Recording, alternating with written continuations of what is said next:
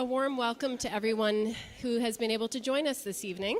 I'm delighted that you're all here, and we'd like to get started. So my name, as some of you may already know, is Melissa Page Nichols, and I have the pleasure of serving as pastoral counselor in the Office of Campus Ministry here at King's University College. This year does mark the 60th anniversary of King's University College. And in honor of this significant milestone, some of you may also know that what has formerly been known as the Religious Life Lecture Series has now assumed the name Veritas Series for Faith and Culture. The word veritas comes from the Latin word meaning truth and is taken directly from our college motto, Christus est via veritas et vita. Christ is the way, the truth, and the life. Tonight we welcome our second speaker of the series for this academic year. Our speaker this evening has been a great inspiration to me personally, and I know to many of you as well through her writings. I would like to now call upon Sister Susan Glab of the Sisters of St. Joseph to introduce our speaker for this evening.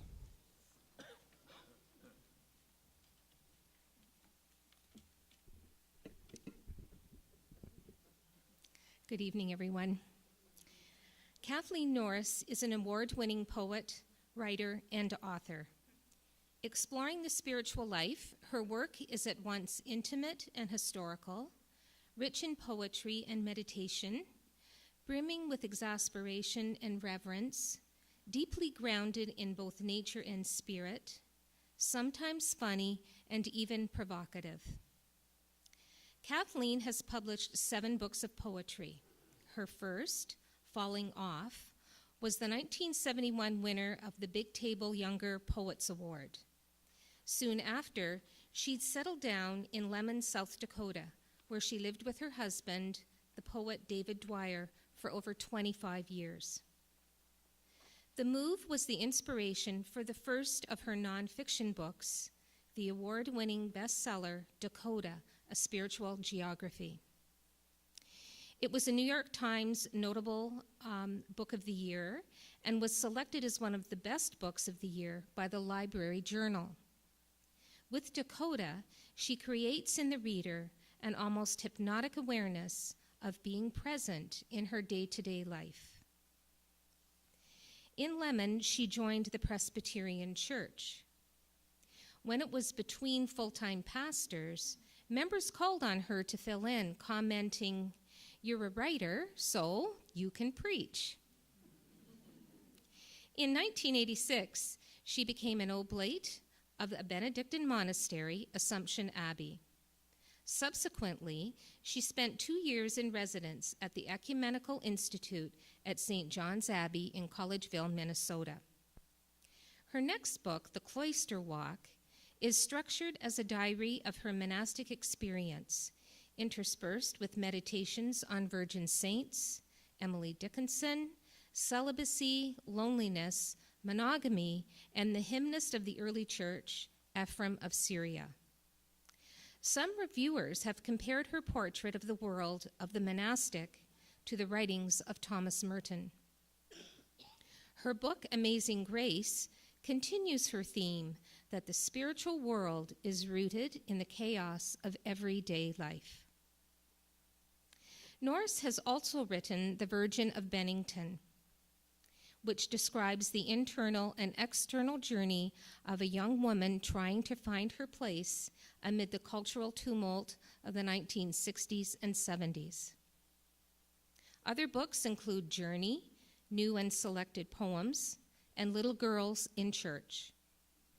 Kathleen Norris is the recipient of grants from the Bush and the Guggenheim Foundation.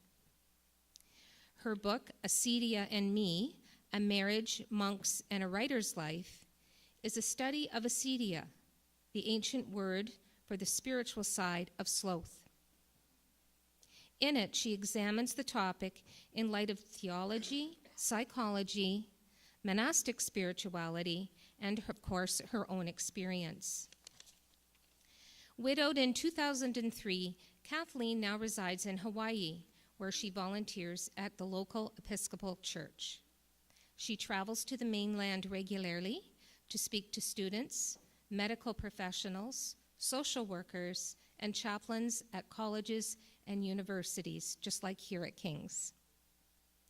We are delighted that she accepted our invitation to be a part of the Veritas series.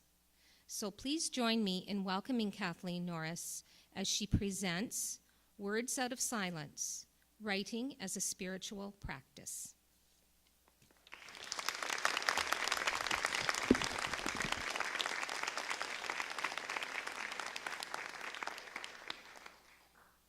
Well, thank you for coming here tonight. Can you hear me? Good. Thank you for coming here tonight. I'm honored to be here. Thank you to the sisters and all the people who sponsored my appearance here. I've actually spent quite a bit of time in Canada in the recent years. My publisher, Penguin Canada, sent me cross-country from Vancouver, I guess, all the way to Ottawa a few years ago. And during that trip, I hadn't been up here for a while, and somebody said, well, you know, what's the difference between Canada and America? And fortunately, I had an answer, and I think it still holds true. I really like it up here because the English is pretty much the same. Canadians are a lot like Americans, just less hysterical. It's great. It's great. I can't imagine a version of Fox News that could be produced up here. I'm grateful for that. I'm going to start tonight. I'll start and end with some poetry, but I thought it would be appropriate tonight to read, because it's the Feast of the Guardian Angels, to read an antiphon for the angels by Hildegard of Bingen. It's kind of a blessing on our evening. Spirited light on the edge of the presence, your yearning burns in the secret darkness, O angels, insatiably into God's gaze. Perversity could not touch your beauty, you are essential joy. But your lost companion, angel of the crooked wings, he sought the summit, shot down the depths of God, and plummeted past Adam, that a mud-bound spirit might soar. Good theology there, in just a few words. And I guess I'll go from the sublime to the ridiculous and read one of my poems. But it's a little prayer. It's a prayer to Eve. And I remember the first time I attended an Easter vigil and heard the Exultet, in which Eve is praised pretty highly, I thought, oh, yeah, she's the reason we're here. There's something to that. And I also found a line. I love Emily Dickinson's letters as much as her poetry. And she says in a letter that she wrote as a teenager, you know, there is no account of her death in the Bible, and why am I not Eve? And that got me thinking, too. So here's a little prayer to Eve that I wrote. Mother of fictions and of irony, help us to laugh. Mother of science and the critical method, keep us humble. Muse of listeners, hope of interpreters, inspire us to act. Bless our metaphors that we might eat them. Help us to know, Eve, the one thing we must do. Come with us, muse of exile, mother of the road.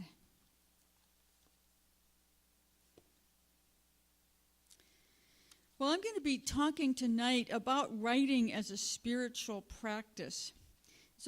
And I think a big part of that for me is being aware of and respecting the value of tradition, both my literary heritage and also the Christian heritage that I have more recently discovered.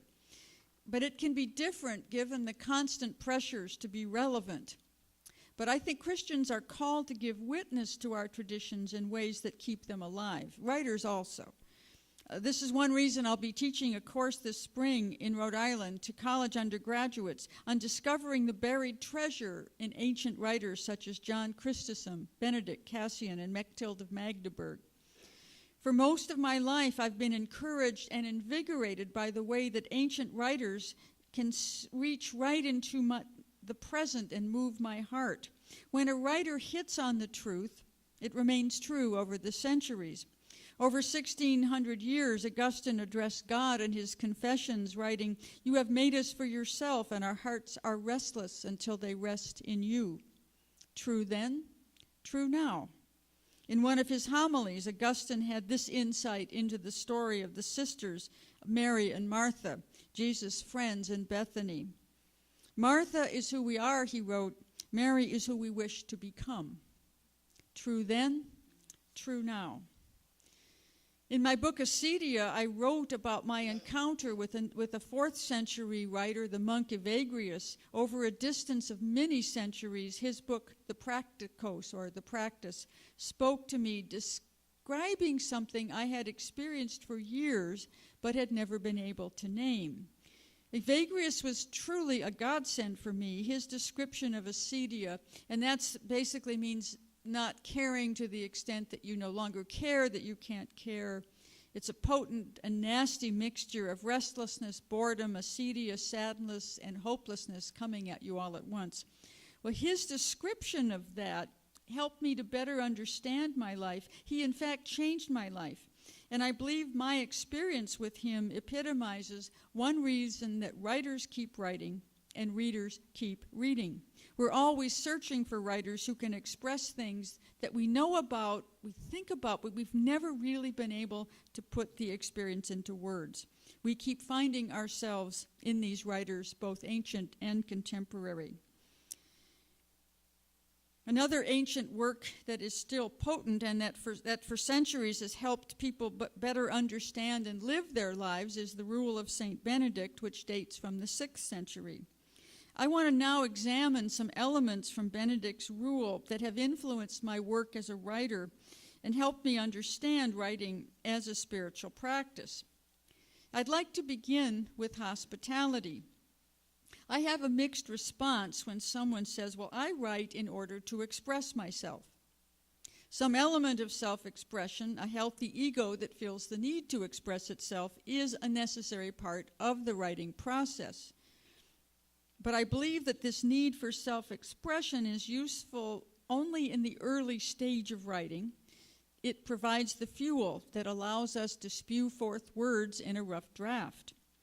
But when writing is intended to communicate something to others, then the writer becomes accountable to a reader, and writing becomes more of a spiritual discipline than merely an exercise in self-expression.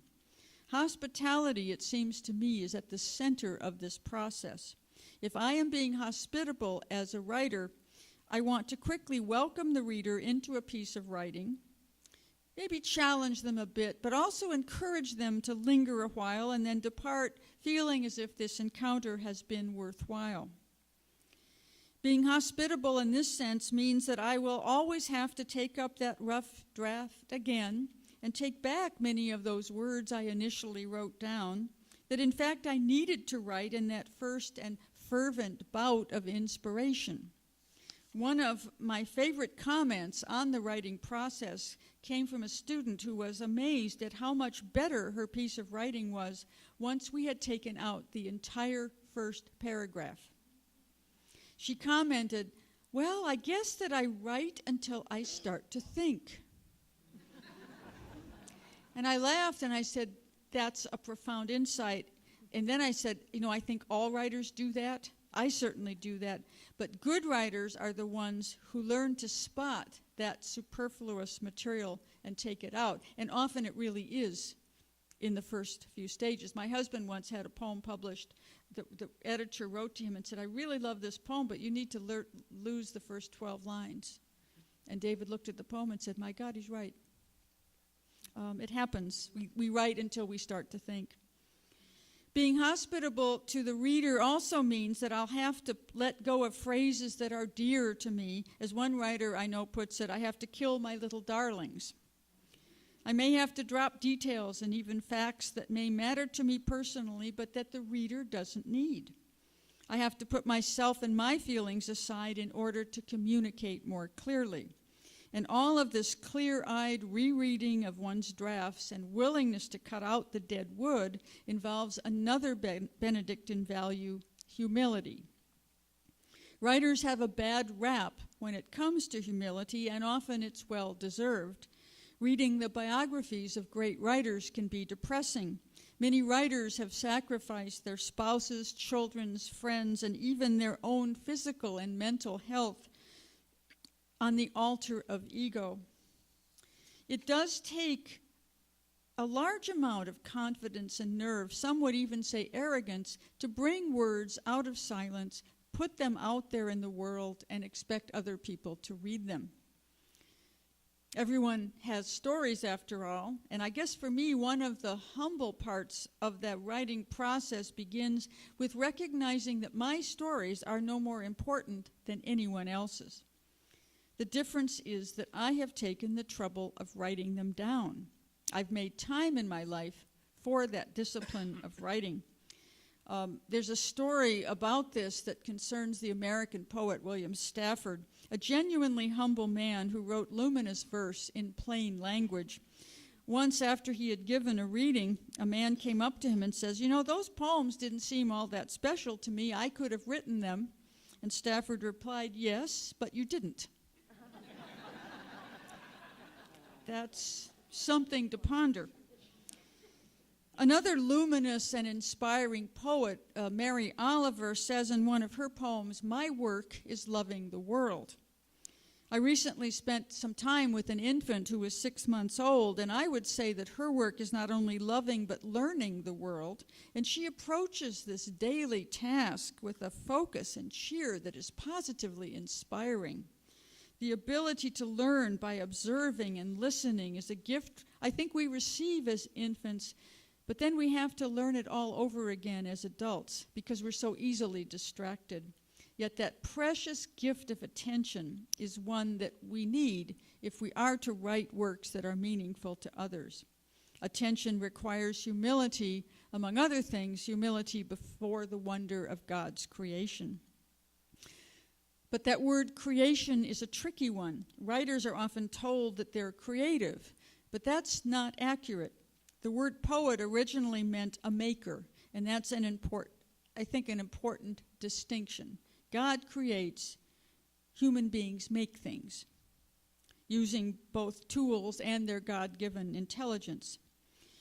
Now, I have had math anxiety since I was in second grade, but my husband was the one who pointed this out to me, a wonderful comment that the mathematician Bernard Riemann once said. He said he did not invent differential equations. He found them in the world where God had hidden them. Just beautiful.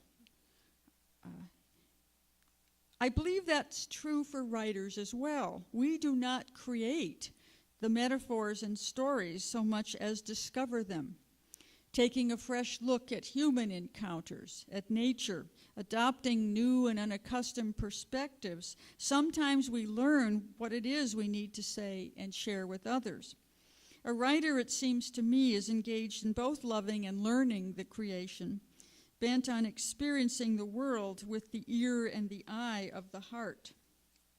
Now, this may sound fine and even noble in the abstract, but writers must also face the sheer drudgery of writing, revising, and the terror of the blank page. That page is a great equalizer. Published or not, it doesn't matter. The blank page is always where the writer must begin, and in my experience, we encounter it often with a very blank mind as well. Writers must also face an uncomfortable contradiction that I think is at the heart of the writing process. We need to be open to the flow, to let the words come out, but then we need the discipline to take them back, to begin to revise and figure out where the flaws are and fix them.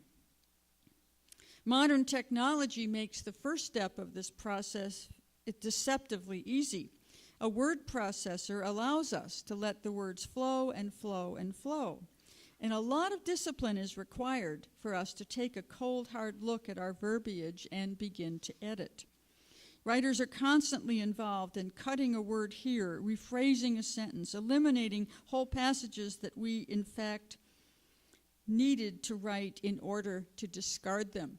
Probably one of the best things I ever did for myself as a writer was to volunteer to review books for Library Journal. I was out there in western South Dakota.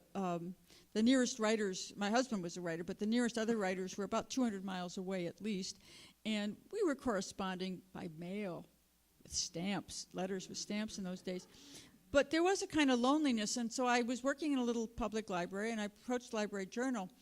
And they didn't pay any money, but they gave you a copy of the book. And they sent me some very interesting books to review. But the best thing about it was, no matter how complex a book was, like an anthology, a history of something, a book of poems, a novel, the review had to be 150 words or less.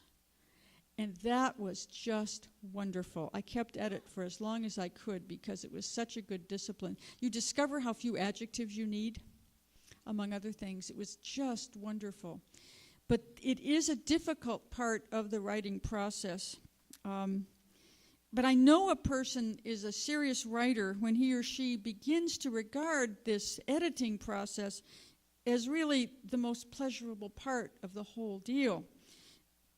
Conversely, when someone says, oh, I can't bear to change a word of what I've written, it expresses just how I feel, I figure I am in the presence of someone who is not likely to learn to be a good writer, who will miss out on this spiritual aspect of the process, because it's not a matter of our feelings, but those deeper satisfactions that can come from uniting our emotions with the hard work of writing and then to get a response from a reader. And I believe there's a connection here with prayer. It's one thing to pray with a few psalms or scripture passages that you like because they're beautiful or they correspond to your feelings, and quite another to learn to live with, say, the Psalms, all 150 of them, day in, day out, to make a habit of praying them until they become a part of you. I think the writer's discipline is to make a habit of writing and not to just jot down things when you feel like it or you feel inspired. And I know a lot of younger writers, this was true of me for years, younger writers often find themselves writing only when they feel like it, but that can be a trap. When I was writing my first poems in college, very bad poems, by the way, I look at them now and I don't even know what I was trying to say. But when I was writing those first poems, I wondered why I could write only when I was feeling depressed or sad. Now, those early poems did allow me some outlet for my feelings, but they also bound me to my sadness. They couldn't offer me a way out. But then something good begins to happen, and it happened with me when I made it more of a habit, and I think I truly began to embrace the real discipline of writing. Because then over time, that self-expression and the stories that I considered maybe almost too personal to tell began to come back to me as gifts from readers. Let's see. We write in solitude, but our readers constitute a kind of community. And that communal aspect of writing provides another connection with the spiritual realm. God did not create us to live alone in a vacuum of the self. One of the most important things about writing that I've learned in my 40 years as a freelancer is that there is a sense in which the reader completes the work. And surprisingly, it is those seemingly most personal stories, the ones that I was most reluctant to set down on paper, that prove the most universal.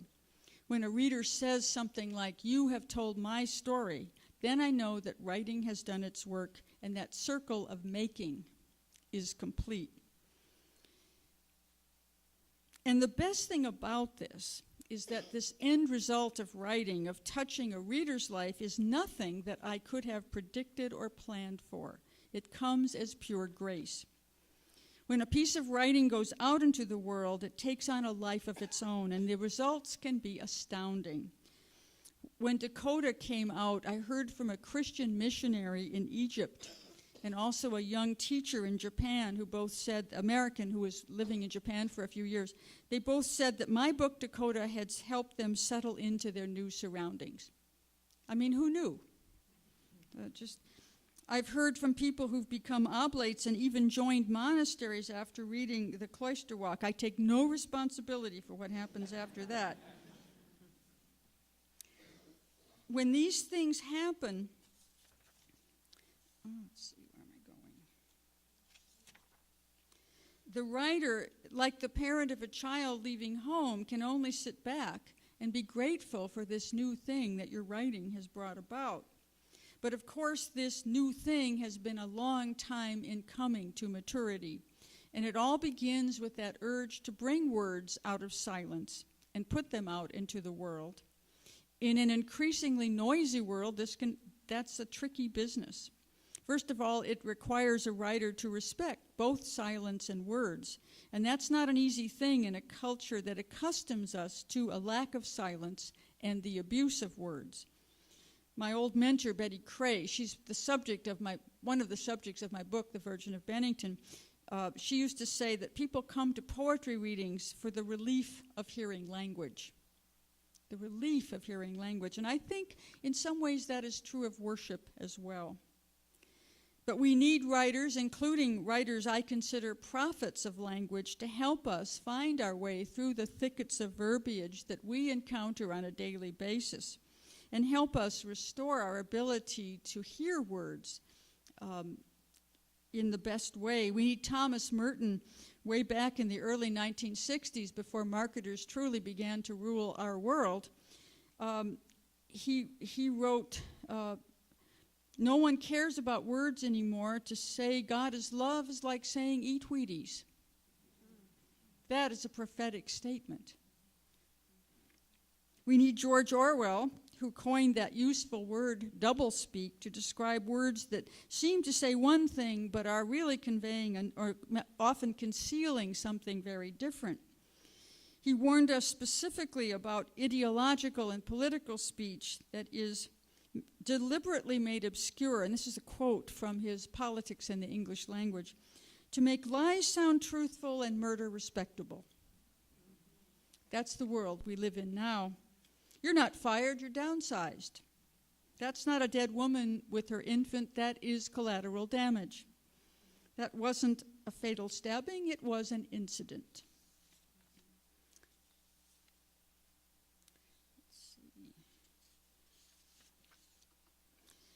But Orwell also reminds us that we have the ability, and I think it's a God-given ability, to tell the difference between language that's true and language that is false. In that essay, Politics and the English Language, he quotes the King James Version of Ecclesiastes 9:11. "I saw under the sun that the race is not to the swift, nor the battle to the strong, nor yet bread to the wise, nor yet riches to those of understanding, nor yet favor to those of skill, but time and chance happeneth to them all." And here is Orwell's translation of that into contemporary terms. "Objective considerations of contemporary phenomena compel the conclusion that success and failure in competitive activities exhibits no tendency to be commensurate with innate capacity, but that a considerable element of the unpredictable must invariably be taken into account." I once read those two passages to some high school students, and they really nailed it. They said while they could envision those runners and they could smell that bread, there was nothing to see in that second version. It was all hot air, designed, as they pointed out, to make the speaker feel important and the listener feel inferior. The language of that first passage can engage anyone, literate or not. It's describing ordinary sensory experience. But the language of that other passage is talking at us in the specialized jargons of the business professions, bureaucracy. It's an abuse of language that we know too well from the worlds of education, business, sociology, psychology, the military, and politics. And in a sense, we educate people to use that, to come up with that kind of language. But I think the most important thing for us about these two passages is that the King James Version, that language is incarnational. Those words have some flesh on them. They reflect the world we know from our senses. We can almost feel the whoosh of air as those runners race past us. And even the abstractions, time and chance, have some incarnational weight, because they can cause us to reflect on our common mortality. Once time and chance enter the picture, we can begin to envision failure and loss as those runners and we ourselves grow weaker and age, which is the human lot. Genuine language forces us to look at the real picture, who we really are. But unfortunately, we will often use words to deflect our attention from ordinary reality rather than embrace it, and churches are not immune from this. I once attended a religious conference in which the liturgy committee had provided an impressive booklet that they entitled Worship Resources. It was just a compendium of the hymns, psalms, and readings we would be using every day for morning and evening prayer, but clearly just plain worship was no longer enough. We needed to sound efficient and businesslike. And here is an applicant for a job as an associate pastor at an Episcopal church, the church I attend in Honolulu. Here it is in all its glory. I envision a process approach in which the whole system collaborates in generative interconnectivity. I hope to be part of context making the meaning, helping others articulate the vision and mission, and ultimately live beyond the projection of authority. But what does all of that jargon do except project authority? I'm in command of these big, imposing, fancy words, and God help you if you're not. Well, when I was asked to evaluate the candidate, I borrowed from the evangelical phrase book, and I said to the priest, you know, I don't allow this sort of language in my home. Yes. And I was serious about that. I mean, seriously, I have said to people who are using kind of psychobabble terms, I said, you have to unpack that. You have to translate that for my simple brain. You know, if it's a friend, I can do it sort of gently, but I just said, I don't allow this sort of language in my home. And I was serious because this disembodied, hyper-abstract jargon really has no place in a religion based on the incarnation. I think those words don't come out of silence, but the raging noise of ego and self-aggrandizement. And actually, this guy has come way too far from, a God who was born in a stable smelling of cow piss. You know, it just doesn't fit with the incarnation. But words that come out of silence are the fruit of listening, and I think they are marked by such things as hospitality, humility, the capacity for wonder. They embody human experience in ways that can inspire us. And when I use the term incarnational language, I mean it in both a theological and a literary sense. It's what the poet Denise Levertov meant when she wrote that the substance, the means of art, is not reference, but phenomena. And I think this should be a familiar concept to Christians because we worship an incarnate God. The angel Gabriel did not tell Mary that she would write a treatise but have a baby. And that little scandal makes all the difference. And I think it should ultimately make us more careful about the language we employ. Well, fortunately, we are blessed to have many good writers who do provide us with language that is both true and beautiful. Poets like William Stafford, who remind us that writing poems requires us to kneel down and explore for them. I love that. You can't just find a poem. You don't invent one. You kneel down and explore for it. He once wrote that poetry will always be a wild animal. There's something about it that won't yield to ordinary learning. When a poem catches you, it overwhelms, it surprises, it shakes you up, and often you can't provide any useful explanation for its power. And I believe that's from William Stafford, one of several books that he wrote about writing. And I believe that the same is true of God, and of course we're always trying to domesticate God with labels and comfortable terminology. Fortunately for us, our wild and incarnate God refuses to be tamed. So I think it's appropriate to end my talk tonight with some theology and some poetry, some examples of impassioned, articulate, and genuine language. Here's a passage from Karl Rahner. I remember hearing this read in the monastic liturgy at St. John's in Minnesota, and I was so struck, I said, I have to find out who this guy is. I didn't know anything about Karl Rahner, and what I learned really pleased me because, he was a Jesuit theologian. He taught at a seminary, and apparently his theological writing is fairly dense, and the old joke that somebody told me was that his brother translated him into English, but first had to translate him into German. It's pretty dense. But the other thing he did for a good part of his career, he was a pastor at a rural church. And that resonated with me because I was preaching at a little country church in western South Dakota, and I found myself quoting John Chrysostom and a lot of other people because those ancient theologians were writing in plain language.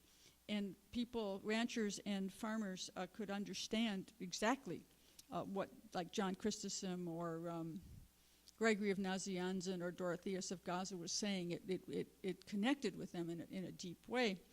But here was this passage that I heard from Karl Rahner. There's a book called The Great Church Year that has excerpts from a lot of his sermons. He does run on. He's like Karl. He's like the William Faulkner of theologians. He runs on and on and on. But there's some beautiful language. But here was the passage that first caught my attention. It's from a sermon on the Feast of the Presentation of the Lord. And this is the quote. "The darkness is still with us, O Lord. You are still hidden, and the world which you have made does not know you or receive you. But I, O hidden Lord of all things, boldly affirm my faith in you. If I make this avowal of faith, it must pierce the depths of my heart like a sword. I must kneel before you, saying, I must alter my life. I have still to become a Christian." That's plain language, but it is powerful as well. And I'd like to read some poems. I have a lot of, one of the reasons that the crazy people in South Dakota just said, well, you're a writer, you can preach, is because they knew my grandmother did good Bible studies, and they knew I had a lot of pastors in my family history. I had a Methodist circuit writer at the time of the American Civil War, West Virginia. My grandfather Norris was a preacher. My brother is a United Church of Christ pastor, and his wife is an Episcopal priest. And it's kind of, I escaped seminary, but just barely. But I think of myself as an evangelist for poetry. And I love to read poets that aren't that well known, but probably should be. And I'm going to read, there's a woman named Ann Porter. I met her when she was in her 80s. Her first book of poems, it was a collected poems, was a finalist for the National Book Awards in America, and I was one of the judges on that panel, and it was such an astonishment to read her work. She'd published a few poems in magazines over the years, but this was her first book at the age of 84, just a lovely woman. This is, we're coming into autumn, but this is typical of the beautiful poems that she wrote. Ann Porter's poem, A Short Testament. Oh, actually, this isn't the one. Let's see. Here it is. This is The Shortest Days. This is the autumn poem. "Hold out your hands, God my Father, because I want to give you my old age, or at least try to give you my old age. Beginning with the dusk of this morning in Advent, in the small frame houses round the station, honey-colored light fills up the kitchens, where old handymen and widows, pensioners and spinsters are boiling water for the day's first coffee or tea, while the tiny maple leaves are curling like birds' feet round the frost. Through all the whispering to you in buses as I ride to see grandchildren, or to greet the 80-year-old heart breaking in a hospital bed, the hands that served you strapped to the rails of the bed, and may that heart be broken into your hands. Through all your lights, sparkling, glowing, glittering, flashing, blazing, and truth, your terrible light, through fears for my old husband and grown children, and joys when they have joy, through clouds, calms, and all weathers, through all the unknown history, through the unknown sicknesses, through the unknown death. God, my Father, hold out your hands so I may place in them this promissory note this title deed, this poem here on this page. She's an astonishing poet, I think, and has two very good books. Let's see, trying to think. There's one of the things I like about a lot of poetry is the biblical interpretation that goes on. And there's a lot of it in contemporary poetry. And again, that's something else I like to seek out. This is a poem by Kate Daniels, who teaches at Vanderbilt University. And it's a series of meditations on Genesis, the creation story in Genesis. And she's relating it to creating a new family, meeting her husband, marrying, deciding to have children, all of that. And here is her poem, Funk, which I think is it's a very brief poem, but I think it's a pretty handy piece of biblical interpretation. Here's Funk by Kate Daniels. Opening the diaper each morning becomes the third day when God created the earth. Late in the afternoons, mountains and continents firmly in place, the waterways swinging between, he turned his attention to the lowlands, malodorous and steamy, the swampy muck of undersides mutating already into something new, future home of the uncivilized creatures who will sleep in their own dung and arise unfazed, a dazzling smile ripping through the bars of the crib, sunlight breaking like tears on their slithering bodies and their unhaired heads. When I read that poem, I said, poets can do anything, absolutely anything. I was so inspired. I'm still inspired by that poem. I'm going to close with just a couple more. This, again, is biblical interpretation. I'm not going to read the whole poem, but Denise Levertov has a poem called Annunciation.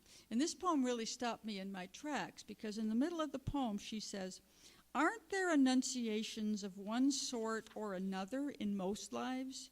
Some unwillingly undertake great destinies, enact them in sullen pride, uncomprehending. More often, those moments when roads of light and storm open from darkness in a man or woman are turned away from, in dread, in a wave of weakness, in despair, and with relief. Ordinary lives continue. God does not smite them, but the gates close, the pathway vanishes. That gave me a whole new way to think about the Annunciation. And I think the last poem I'm going to read before we open this up to some discussion, and afterwards I'm going to go to the lobby and I'll be signing some books, old books, new books. I once signed a copy of the Cloister Walk that had been dunked in a canoe trip. I was quite honored to do that. The Wedding at the Courthouse. This is actually, I'll tell you the truth now, this is actually pretty much a description of my husband and myself eloping to Sundance, Wyoming, and to getting married at a courthouse. And we're the third generation in my family to elope. My respectable grandparents, my parents, my husband and myself, and all those marriages lasted a very long time. So we're okay with that. And my husband's comment on this, the witnesses they brought in, because we just showed up at this courthouse, the witnesses brought in, he said, well, a lot of people have a shotgun wedding. We had a 357 Magnum wedding. But the reason I want to read it and conclude my talk with this is because it shows the power of words. Because when the ceremony began, these two words, I realized I was getting myself into something very, very deep, very, very big. These two words were changing the reality, and words can do that. And I think as a writer, I want to respect that. So here is the wedding at the courthouse. I don't like weddings. When you live here long enough, the spindly-legged girls grow up like weeds to be mowed down. Matrons at 25, all edges taken off. When the music starts, they're led down the aisle in their white dresses, and we celebrate sentiment and money. There's only one wedding I'd go to again. I happened to be on an errand at the county courthouse, and Lucille came running. Will you be a witness? We need two, and the girls can't leave their desks. They'd shown up that morning, no family or friends, not kids. He looked about 30, and she just a little younger. She may have been pregnant, but you couldn't tell. It might have been the denim jumper she was wearing. I can picture Lucille, chain-smoking, surprised and pleased to interrupt routine, and the deputy sheriff, a young man, blushing, loaded gun in his holster, arms hanging loose. He looked at his shoes. It's the words I remember most. Lucille put out a cigarette and began, "Dearly beloved," and we were. Dearly beloved. Everything changed from that moment on. It was a powerful experience, even in a secular setting, this little county courthouse. Those two words changed our world. They changed everything. They changed the atmosphere in that room. Blue with cigarette smoke. It didn't matter. Dearly beloved. All of a sudden, we were different people. We'd been named. That was an annunciation in itself. Of course, the wonderful thing about being married like that in a little town in Wyoming is that by the time you go over to the diner to have lunch, everyone knows that you've just gotten married at the courthouse, and they're all full of smiles and congratulating you, total strangers. It was a remarkable experience. So thank you much for your attention, and I would like to, Canadians are so polite. But thank you.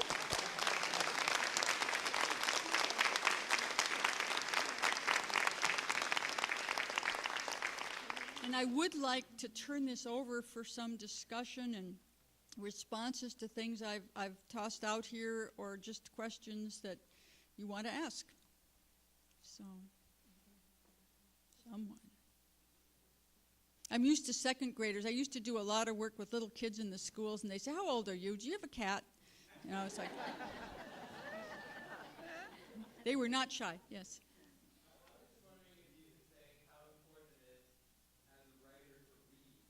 Oh.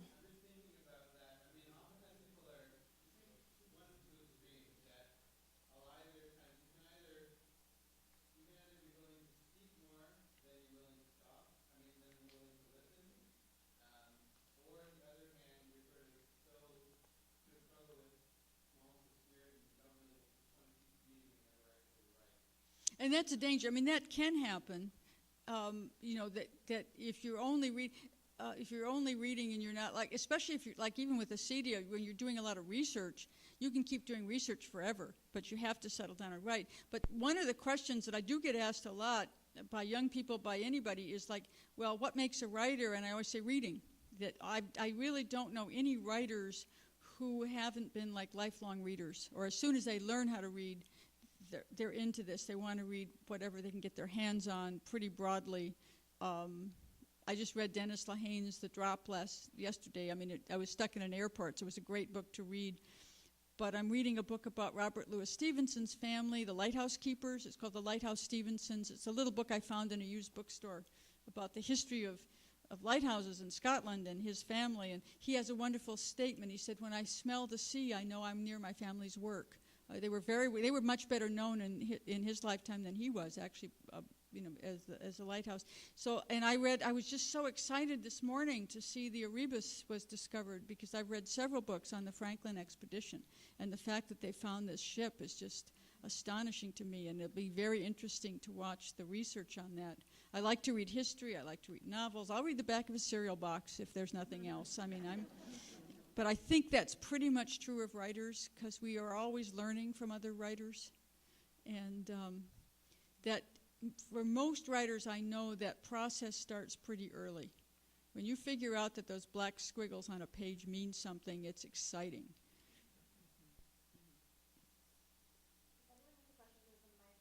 Oh, good. And I can repeat the questions, too.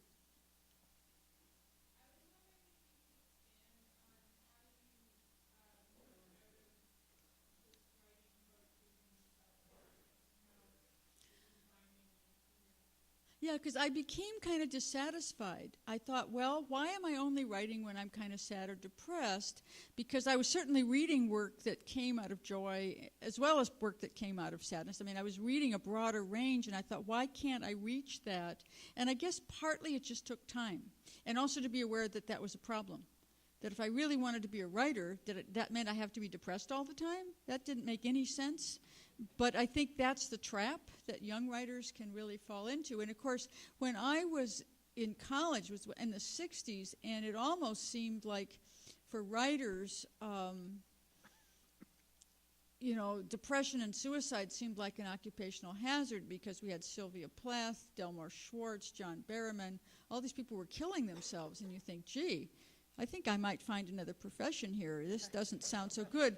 And I think it's changed. I mean, but there was a period like that when it almost seemed that way. And I just realized, I realized it was kind of a trap and that maybe I'd better figure out how to write out of happiness and joy and just other things and my own moods. Writing about other things. And that was quite liberating, actually, because I had been in a trap and somehow I was able. And it took time, but I could see my way out. Does that help? Okay. And you had a...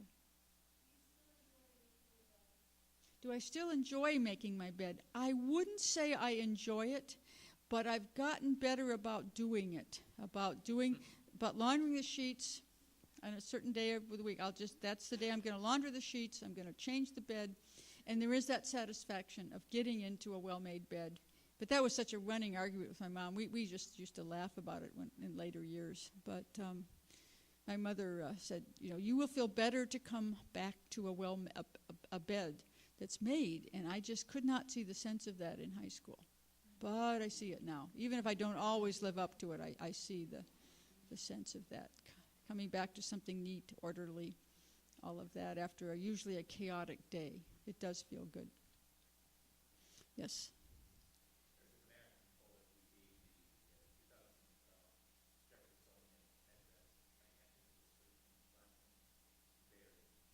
Wendell Berry, probably, yes.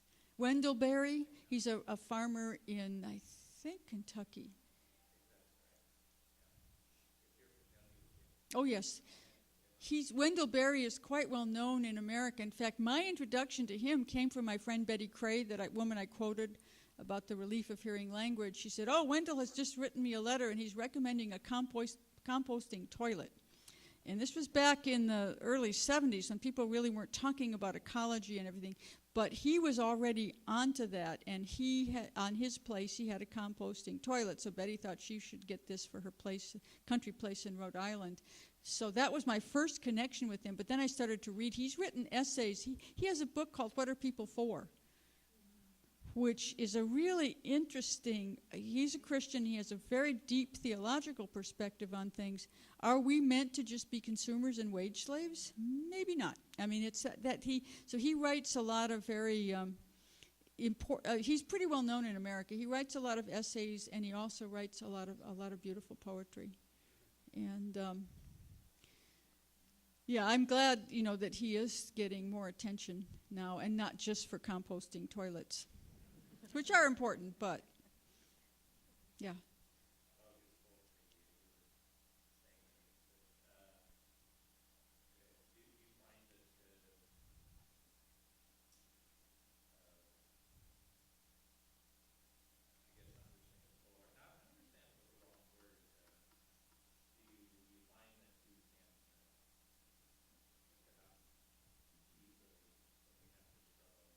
Oh, I don't struggle. I think there are several poets that I can think of. Wendell Berry, William Stafford, and a poet from Nebraska named Ted Kooser. It's Kooser. And they write what I call luminous verse. It's not simple-minded, but the language is plain. And the language is quite accessible and understandable, but then as you read the work, you begin to think there's a lot of depth here too.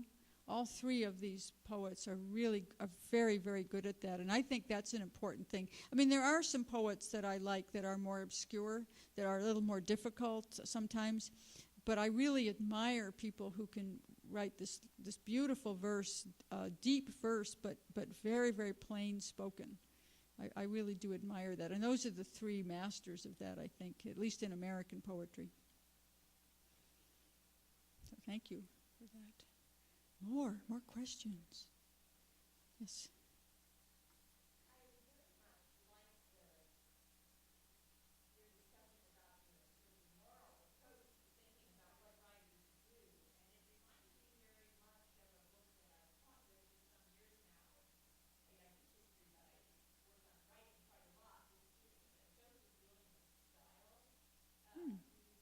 I don't know that. I'm going to write it down. I'll look it up.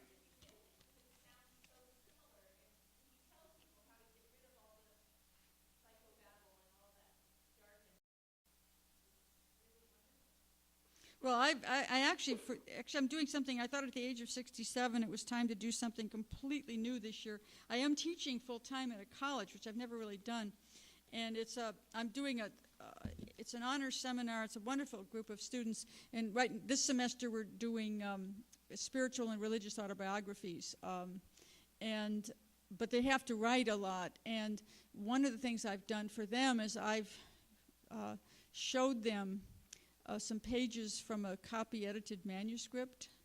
And I said, if you think your teachers write on your paper, you should see what a real editor, not just an editor, but a copy editor does.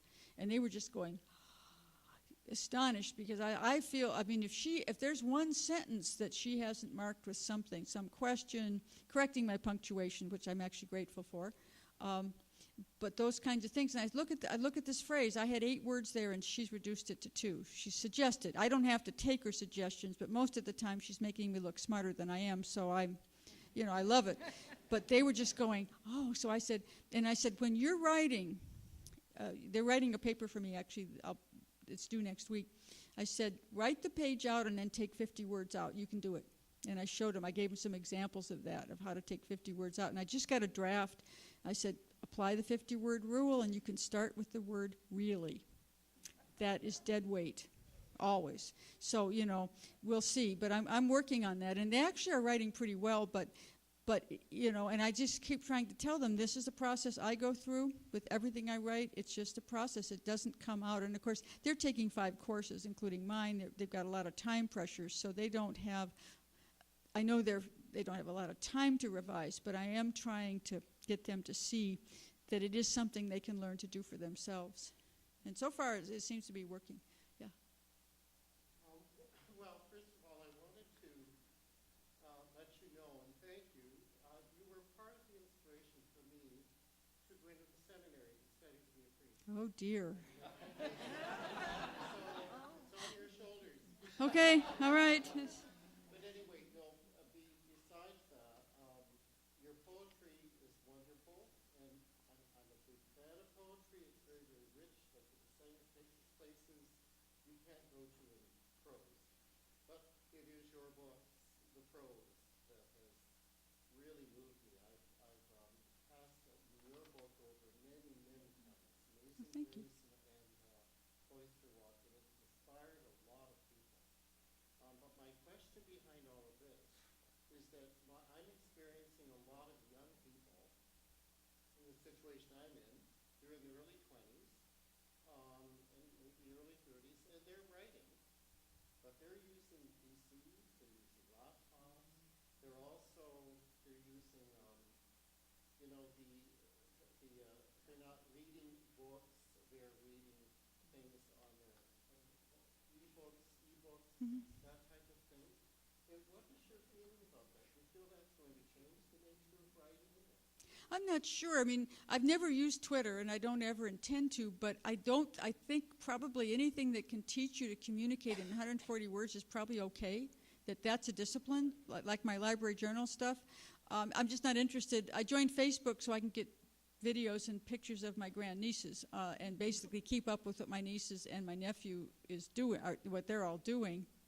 But I pretty much only have family on there. I don't really do a lot with it. And I don't use e-books, but, it's interesting because I just really like the feel of a book. I like to, have a book in my hands. But I was on a train last year, and I noticed there were a lot of older people who had e-books, and they were making the print really large for themselves. It was so easy for them to do it. So I'm thinking, wow, that's a great tool. I mean, and I think it's like anything else. It's a tool, and we can use it well, or we can let it use us. And I think there's a lot of technology that's like that. In fact, there's a Benedictine monk named Terence Cardong. It's Kardong, and he just wrote a book. He's a pretty prolific writer and a good writer. His main writing is about the rule of Benedict and pre-Benedictine rules. He's a scholar. But he was so interested in how monasteries are responding to all of this new technology. He wrote a whole book about it. I forget the name of it, but it's pretty obvious what the subject is if you Google his name and find it. It's basically about things like cell phones, computers, word processors, all the kind of technology that people start taking for granted, and monastic people have to learn, how are we going to use this? Are we going to ignore it? Are we going to use it? To what extent? Like I know a women's monastery in Kansas, where they have communal cell phones that when the sisters are traveling, they can use them. They don't have their own cell phones, and they don't want them. I mean, they think, but for communal travel, you check one out like you check out the monastery cars. And if you need it for travel, then that's fine. And that seems to me pretty sensible. You know, a sensible adaptation to use the technology in a good way, but not let it just, I'm checking my email now, that kind of thing. They just don't get into that. But they use computers for teaching, for all sorts of things. But it's up to us to figure out how to use this stuff. Yeah.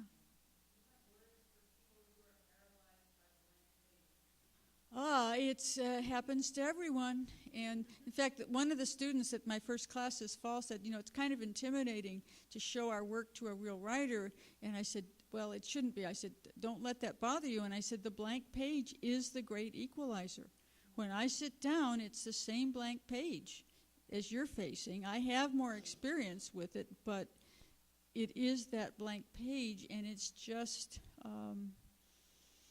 what everyone has to deal with. Often I will let my mind just kind of play with words and ideas. I'll work things out in my head before I sit down in front of the page. It makes it a little bit less intimidating. Rolling words around and phrases around in my mind, that's more comfortable. And I always start with a pen and paper. I never start with the computer. It takes me a long time to get from the written page to a computer with a poem. I'll do it more quickly with prose just because it's easy to move text around on a computer, so it's a little easier that way. But I think the physical physical hand connection is important. I know a lot of writers who still feel that way. The next generation may not. I don't know. But I think the hand and the brain connection is still pretty powerful for me, at least. Does that help at all? It's just the blank page is the blank page. And a friend of mine, actually writing Acedia, what a Dominican friend of mine said, what got him through writing his doctoral dissertation, the difference between doing it and not doing it is doing it. And I stuck that up in front of my computer and kept looking at it going, yeah, okay. But it helped. Yes?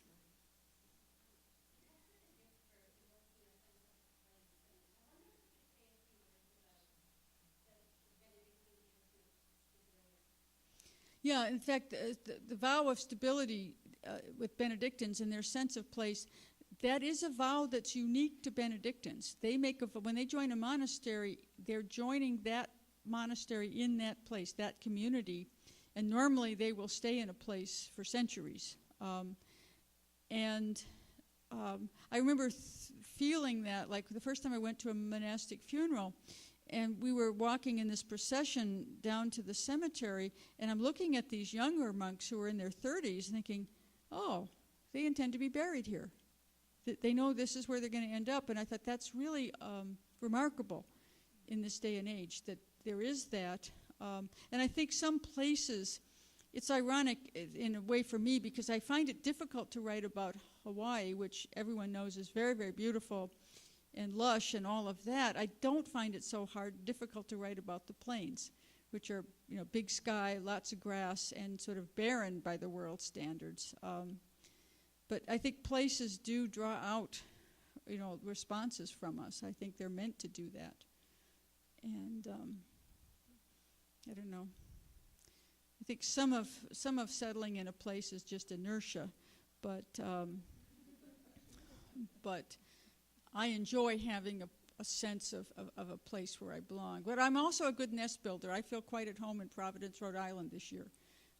I'm calling it home, even though it's only for 1 year. So I don't know. Yes, way back there. You said earlier on that the reader completes the work, and after that you talked about respecting silence and words. And I'm wondering, did the respect of silence come as a result of your experience as an oblate, or was that something you've always had as a writer? Oh, silence. I think a lot of writers I know, myself included, we liked to get alone by ourselves even when we were little kids. We liked having some silence around us because even though we weren't writing then necessarily, that we would sit by ourselves and read while other kids were out there, running around and playing football or whatever, or throwing balls and things. It was like, no, I'm going to sit here and read my book.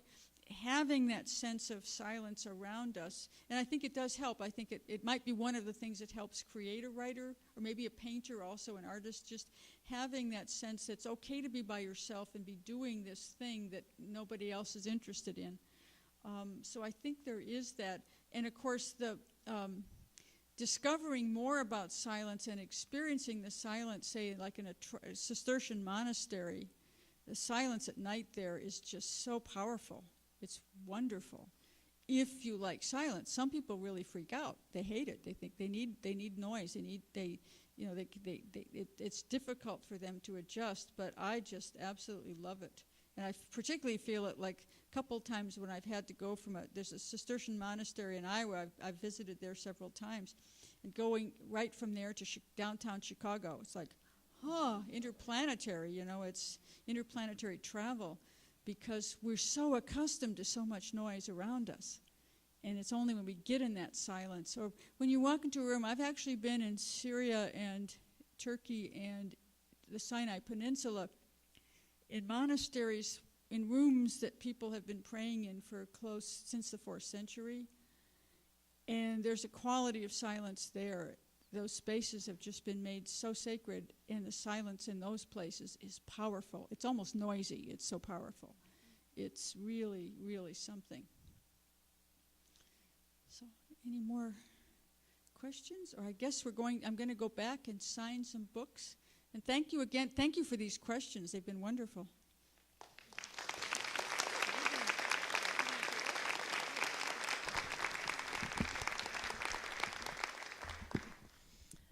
I'm sure I echo everyone here by saying thank you so much for bringing to life the power of words. And I'd like to invite Sister Nancy Wales from the Sisters of St. Joseph to offer a word of thanks.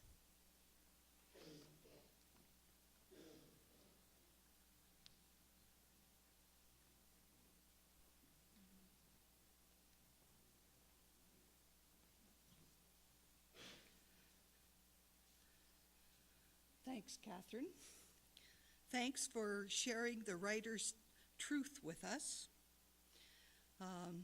with a mixture of a sense of humor, wisdom, and sense.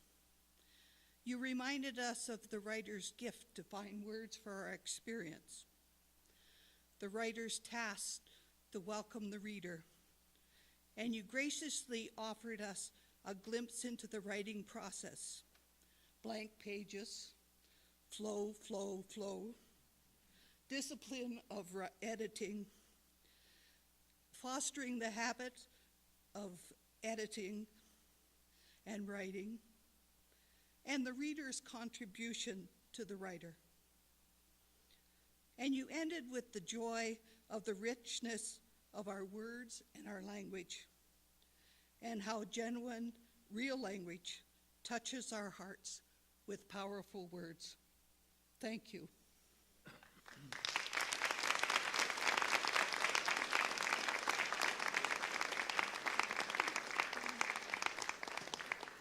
Just one final note. There is a donation box just outside the theater in the small atrium there when you came in earlier. And all donations will be going to the St. Joseph's Hospitality Center. And as Kathleen mentioned, she will be at the table just in the foyer to sign books this evening. Thank you so much for coming.